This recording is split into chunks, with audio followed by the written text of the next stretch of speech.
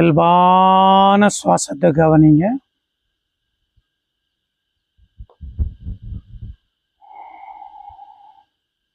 நமஸ்கார Mudra.